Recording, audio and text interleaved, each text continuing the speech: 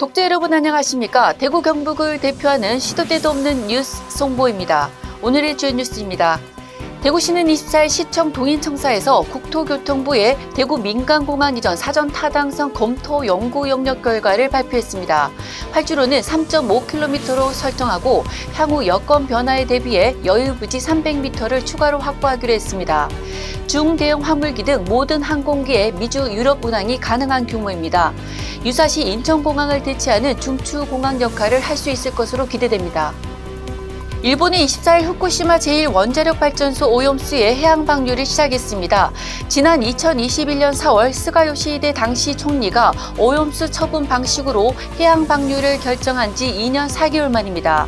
우리 정부는 과학적 분석 등을 통해 일본의 방사능 오염수 해양 방류가 문제가 없다는 입장입니다. 정부는 일본산 수산물에 대한 수입 규제 조치를 견고하게 유지하고 있다는 점도 강조했습니다.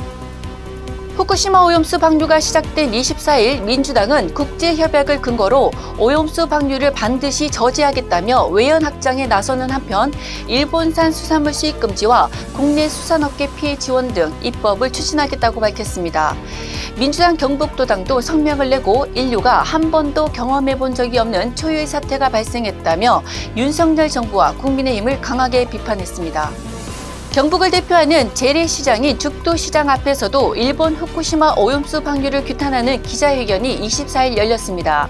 시민단체로 구성된 후쿠시마 오염수 방류 반대 포항시민행동은 이 자리에서 일본 정부의 이기적이고 무책임한 결정을 규탄한다고 목소리를 높였습니다.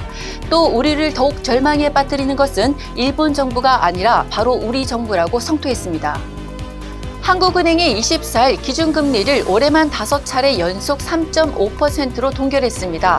소비자 물가 상승률이 2%대로 안정된 데다 중국발 리스크에 따른 하반기 경기 침체 우려 상황이 고려됐습니다. 기준금리가 동결되면서 미국과의 금리차는 2%포인트로 역대 최대치를 유지하게 됐습니다.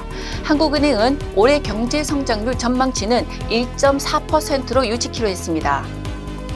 국토교통부는 24일 제4차 규제혁신 전략회의에서 산업단지 입지 킬러 규제 혁파 방안을 발표했습니다.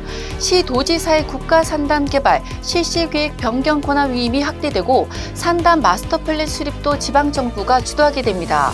지난 30년간 큰 변화 없이 유지해왔던 산업단지 관리 제도를 개선해 민간기업의 투자를 유도하겠다는 취지입니다. 25일 대구와 경북 지역은 비가 그친 후 기온이 올라 무덥겠습니다. 오후엔 더위의 기세가 한층 더 강해질 텐데요. 무려 33도 이상의 체감온도로 매우 덥겠습니다.